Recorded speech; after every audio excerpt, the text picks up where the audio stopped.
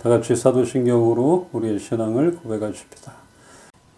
나는 전능하신 아버지 하나님, 천지의 창조주를 믿습니다. 나는 그의 유일하신 아들, 우리 주 예수 그리스도를 믿습니다. 그는 성령으로 잉태되어 동정녀 마리아에게서 나시고 본디오 빌라도에게 고난을 받아 십자가에 못 박혀 죽으시고 장사된 지 사흘 만에 죽은 자 가운데서 다시 살아나셨으며 하늘에 오르시어 전능하신 아버지 하나님 우편에 앉아 계시다가 거기로부터 살아있는 자와 죽은 자를 심판하러 오십니다. 나는 성령을 믿으며 거룩한 공교회와 성도의 교제와 죄를 용서받는 것과 몸의 부활과 영생을 믿습니다. 아멘. 주의 손 날 붙드시네 영원한 피난처 되시네 깊어진 한숨 속에도 변함없이 우리를 일으키시네. 한 번 더 주의 손 날 붙드시네 영원한 피난처 되시네 깊어진 한숨 속에도 변함없이 우리를 일으키시네.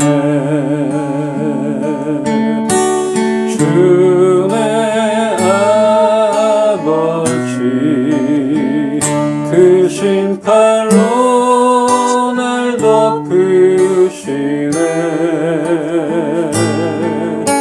주는 내 큰 능력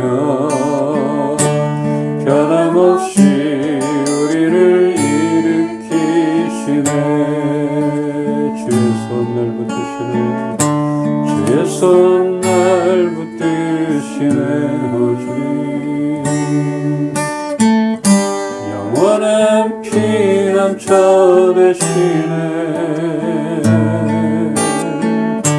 깊어진 한숨 속에도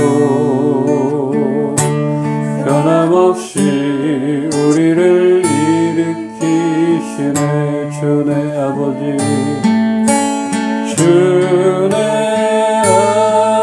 아버지 그 심판로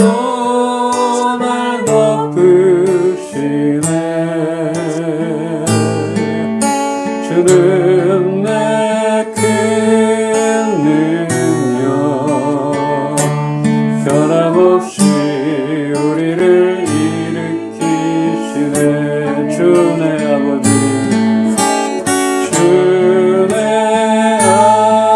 아버지 그 심판로 날 덮으시네 주는 내 큰 능력 변함없이 우리를 일으키시네 한 번 더 주네 아버지 주네 아버지 그 심판로 날 덮으시네 주는 내 큰 능력 변함없이 우리를 일으키시네 변함없이 우리를 일으키시네 변함없이 우리를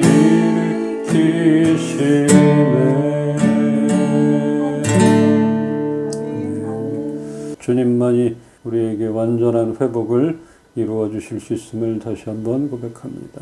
오늘도 그 말씀을 사모하여 나왔사오니 알맞은 말씀으로 우리 각자를 만나 주시옵소서. 새롭게 빚어주실 주님을 기대하며 예수 그리스도 이름으로 기도합니다. 아멘. 함께 나눌 말씀 출애굽기 34장 6절로 7절 한 절씩 보겠습니다. 여호와께서 그의 앞으로 지나시며 선포하시되 여호와라 여호와라 자비롭고 은혜롭고 노하기를 더디하고 인자와 진실이 많은 하나님이라. 인자를 천대까지 베풀며 악과 과실과 죄를 용서하리라. 그러나 벌을 면제하지는 아니하고 아버지의 악행을 자손 3, 4대까지 보응하리라. 아멘. 하나님은 공의로움으로 가득 차 있는 분이시지만 그만큼 사랑이 많으신 분이십니다. 그런데 이제 반대로 말하자면 하나님의 자비는 끝이 없지만 동시에 형벌받을 자는 결단코 면제하지 않고 3, 4대까지 확실하게 벌하시는 분임을 또한 우리가 알아야 합니다. 이렇게 얘기하면 굉장히 마음이 뿌듯한데 또 반대로 얘기하면 섬찟한 그런 게 있는 것 같아요. 죄를 용서하시되 벌을 면제하지는 않으시는 하나님. 그분은 단순히 무서운 분도 또 무조건 용서하시는 분도 아닌 균형 잡힌 그 사랑과 정의의 하나님이라 하겠습니다. 이런 성품을 말하고 나타내 보이셨던 것이에요. 여기서 모세가 하나님의 계명을 받으러 산으로 올라간 사이에 그새를 못 기다리고 이스라엘 백성들은 그 아론을 부추겨서 금송아지로 우상을 만들게 됩니다. 하나님이 그렇게 하지 말라고 당부를 하셨는데 언약을 어겼잖아요. 또 가장 큰 언약인 것 같아요. 그러면 단박에 그들을 징계하시어 쓸어버리실 수도 있었을 텐데 하나님 앞에 납작 엎드린 모세로 인하여 완전히 쓸어버리실 그 징계를 멈추게 됩니다. 근데 앞에 이제 성품 나왔잖아요. 이런 분이시란 거예요. 하나님은 절대로 용서 못해 이게 아니라 또 절대로 벌을 안 주겠다 또 이것도 아니라 그래서 우리가 기도할 때 방향을 틀어주실 수 있는 그런 분이십니다. 그렇게 이스라엘 백성들이 하나님과의 언약을 어겼음에도 용서와 회복의 기회가 주어졌던 것입니다. 중보자로 인해서 주어졌던 거지. 기회가 얻어졌다. 지금 말하자면 우리를 위하여 성령 하나님이 중보자로 기도하고 계시다는 겁니다. 그분께서 우리와 하나님 사이에서 중보하고 계시다. 그래서 우리는 은혜를 얻게 되고 기회를, 용서를 받게 되고 이런 기회가 주어졌던 겁니다. 다윗의 아들 압살롬이 그 이복형을 죽이고 도망하다가 궁으로 들어오게 되었습니다. 다윗이 불러들였어요. 그런데 다윗은 그를 용서하지도 벌을 주지도 않고 정말 없는 사람 취급을 했습니다. 몇 년 동안 보질 않았어요. 압살롬은 차라리 잘못에 대해 징계를 받는 편이 낫겠는데 아무런 벌도 주지 않고 그냥 형식적으로 용서받는 것이 더 고통스러웠습니다. 그래서 정말 분노가 치밀어 오르고 막 불도 지르고 나 좀 바라봐달라. 내 말 좀 들어봐달라. 나 좀 어떻게 해주세요. 이렇게 꿈틀거렸는데도 이 다윗이 냉랭했어요. 그렇게 냉랭하게 침묵하는 아버지 다윗의 태도로 인하여 다윗에 대한 노여움만 쌓이고 결국은 아버지와의 관계가 완전히 깨지게 되었습니다. 죽이려고 달려들었잖아요. 다윗이 도망자가 됐잖아요. 단지 다윗뿐 아니라 사람은 용서할 때와 징계할 때를 놓치기도 하고 또 한쪽으로 치우치기도 하잖아요. 그럴 때가 있는 것 같아요. 용서해야 될 때 못하고 벌 줘야 될 때 벌을 주지도 못하고 또 너무 개인적인 사심이 들어가고 아무리 공의롭게 처리한다 해도 문제가 발생하곤 합니다. 이 세상 법은 그래요. 또 우리들도 그렇고. 그러기에 사랑과 공의가 완벽하게 조화를 이룬 그 하나님의 다스림이 필요한 것입니다. 오늘 6절에 이렇게 말합니다. 자비롭고 은혜롭고 노하기를 더디하고 인자와 진실이 많은 하나님이라. 이것은 하나님의 대표적인 성품이라 하겠습니다. 이것으로 가득 차 있는 분이에요.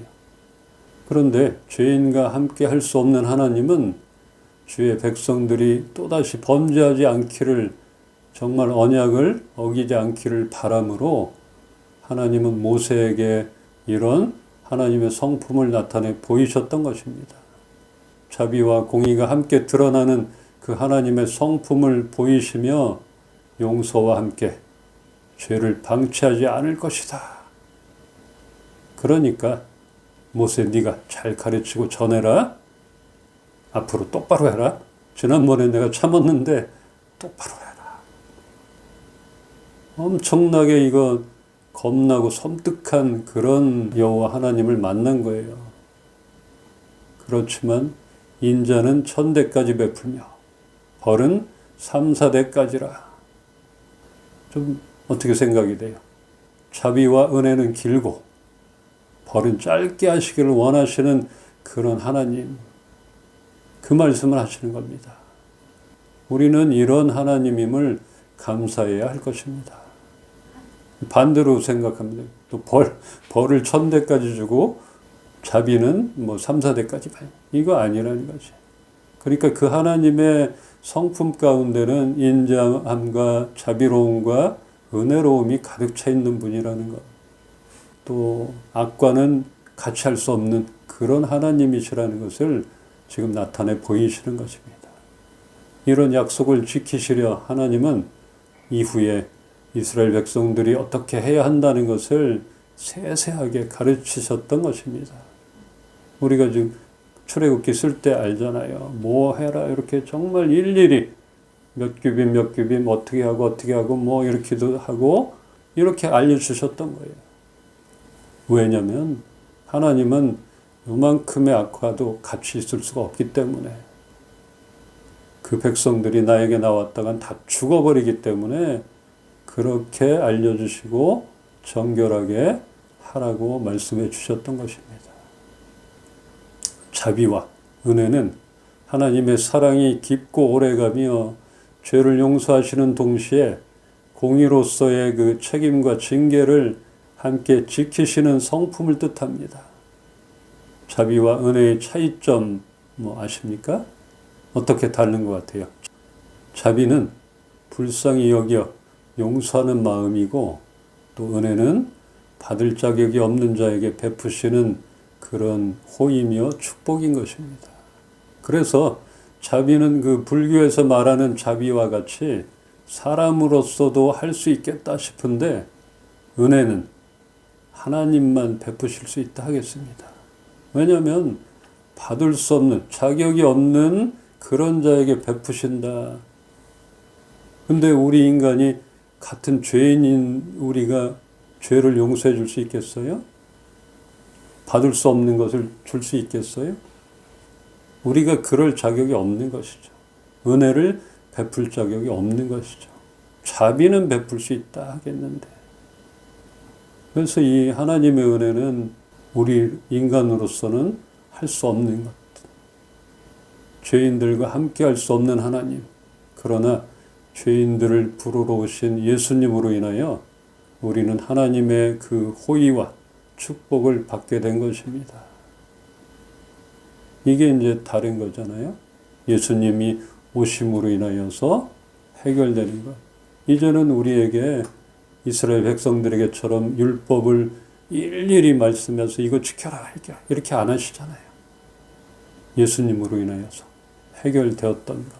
그것이 은혜인 것입니다. 자, 민수기 6장 24절로 26절 한 절씩 보겠습니다. 여호와는 내게 복을 주시고 너를 지키시기를 원하며, 여호와는 그의 얼굴을 내게 비추사 은혜 베푸시기를 원하며, 함께 봅시다. 여호와는 그 얼굴을 내게로 향하여 드사 평강 주시기를 원하노라 할지니라 하라. 아멘. 여호와는 복을 주시고 지키시며 은혜를 베푸시고 평강을 주시기를 기뻐하신다. 복을 주시고 지키시는 하나님, 우리의 일상 가운데 보호하시고 늘 곁에 계시는 성령 하나님이 우리의 발걸음을 인도하시고 계십니다. 또한 그의 얼굴을 내게 비추사 은혜 베푸시기를 원하시는 하나님. 하나님의 관심과 사랑이 우리를 향하고 계시다는 것입니다. 우리에게 있는 것이에요.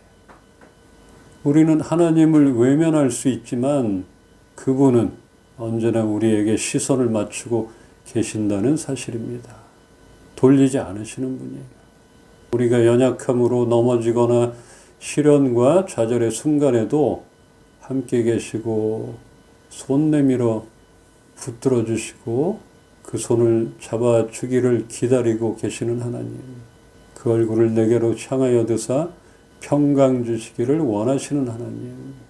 결국은 우리를 향한 관심과 평안을 통해 전인격적인 회복을 주시길 원하시는 그런 하나님임을 우리는 잊지 않기를 소망합니다.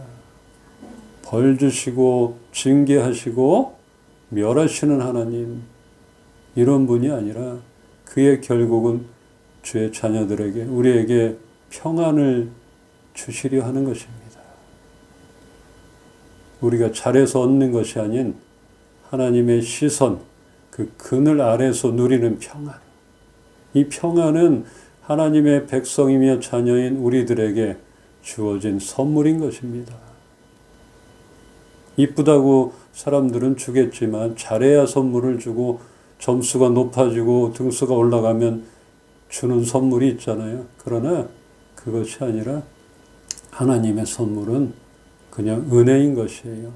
받을 자격이 없어도 베푸시는 하나님의 선물. 하나님께서 우리들에게 성품을 드러내실 때가 있습니다. 모세에게만 그렇게 나타나는 게 아니라 우리에게도 삶을 살아가면서 하나님의 인자하심을 경험할 때가 있고 하나님의 오래 참음을 우리가 느끼고 경험할 때가 있잖아요. 이렇게 하나님의 성품을 드러내실 때가 있습니다. 우리가 하나님의 성품을 알지 못하고 그분을 경험하지 못한다면 조급함에 우상을 만들었던 그 이스라엘 백성들과 같은 그런 과오를 범할 수 있습니다. 그들이 하나님의 성품을 알았다면 기다리고 있었을 것이에요. 그런데 그 성품을 몰랐던 것이에요. 또 하나님을 본 적도 없고 만난 적도 없으니까 모세만 바라보고 있었기 때문에.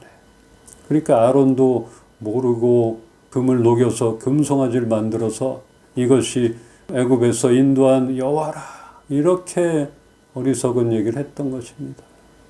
그래서 하나님의 성품을 경험할 때야 비로소 우리는 자유할 수 있으며 평안을 누리게 될 것입니다.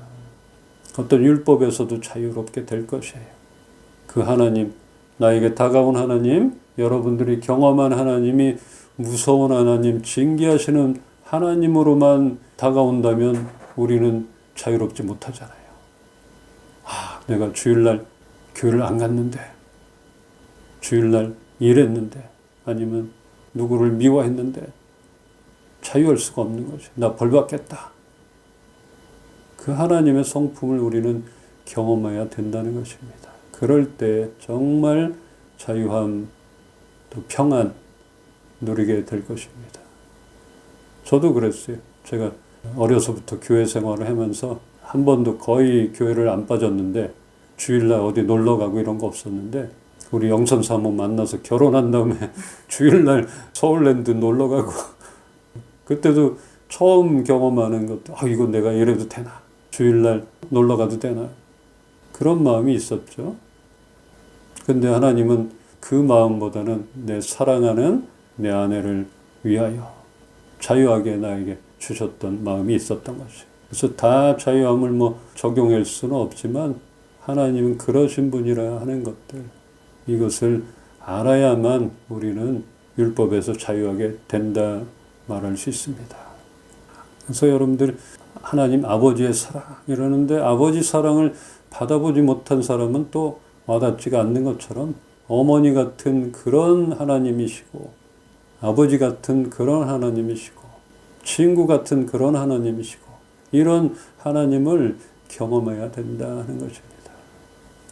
저는 요즘 자전거를 자주 타고 있는데 타다 보면 오르막길, 오르막길이 왜 이렇게 많은지 너무 힘이 듭니다.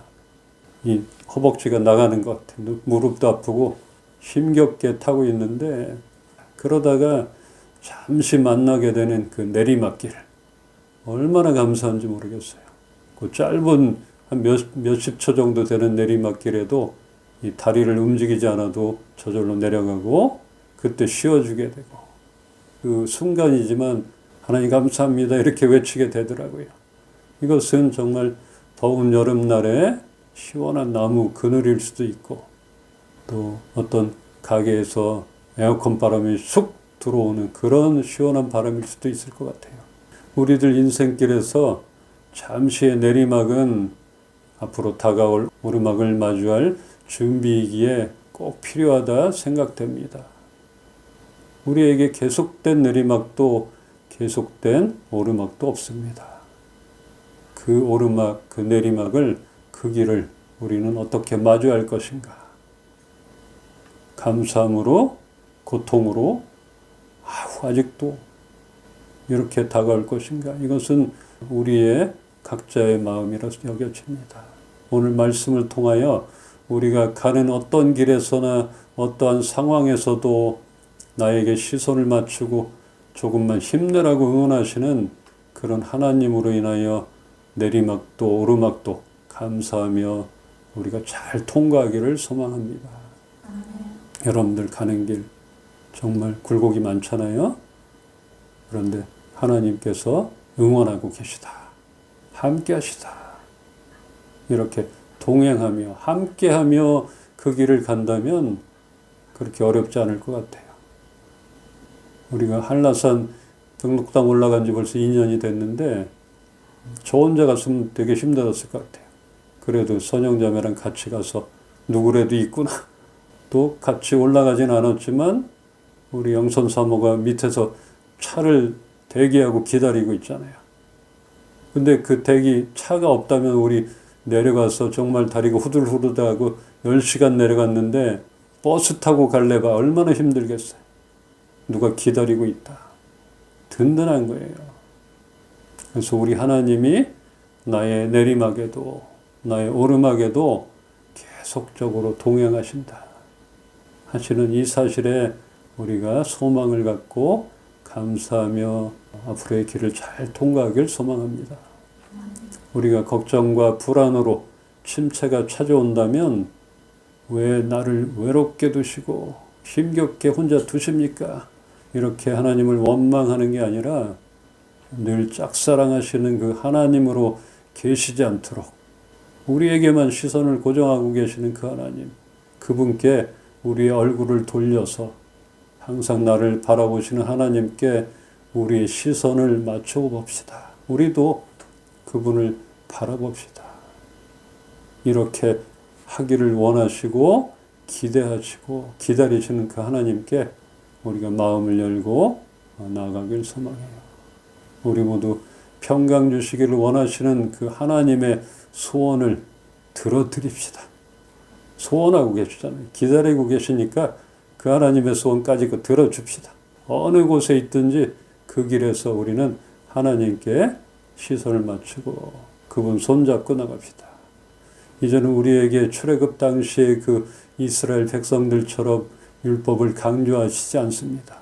단지 나의 사랑 안에 거하라 이렇게 말씀하십니다. 우리는 그 사랑 안으로 그 하나님의 넓은 성품 안으로 들어가길 소망하고 우리는 그동안 경험하지 못했던 그 하나님의 성품을 마주하기를 소망하며 그 앞에서 완전한 회복과 참된 평안을 누리기를 주님의 이름으로 축원합니다. 아멘. 오늘도 우리에게 말씀하신 하나님께 감사와 영광을 올려드립니다. 하나님의 새로운 성품들을 하루하루 살아갈 때마다 경험케 하여 주시옵소서. 하나님을 알지 못하면 우리가 범죄할 수 있고 넘어질 수 있음을 이 시간에 고백하오니 우리의 하나님의 성품을 경험하며 그 성품에 참여하는 자가 되게 하여 주시옵소서. 주님께 나아가 회복되어지며 많은 문제들이 해결받는 올 한 해 되게 하여 주시옵소서. 하나님을 모르는 자들에게 잘 전하는 모델이 될 수 있도록 그렇게 우리를 인도하여 주시옵소서. 오늘도 모든 영광과 감사와 찬양을 하나님께 올려드립니다. 주 예수 그리스도의 은혜와 하나님의 사랑과 성령님의 교통하시고 지금도 살아 역사하심이 하나님만 바라고 하나님을 시원케 해드리길 소망하는 우리 이은빛 교회 식구들 머리 위에 주의 자녀들 머리 위에 이제로부터 영원토록 함께 계시기를 축원합나이다. 아멘. 그대 폭풍 속을 걷고 있을 때 비바람을 마주해야 할 때 불빛조차 보이지 않아도 그대 혼자 걷지 않을 거예요. 두려움 앞에서 하늘을 보아요. 외로운 그대여 걱정 마요. 꿈꾸는 그 길을 또 걷고 걸어요. 그대 혼자 걷지 않을 거예요. 두려움 앞에서 하늘을 보아요. 꿈꾼 그대여 걱정 마요. 꿈꾸는 그 길을 또 걷고 걸어요. 그대 혼자 걷지 않을 거예요.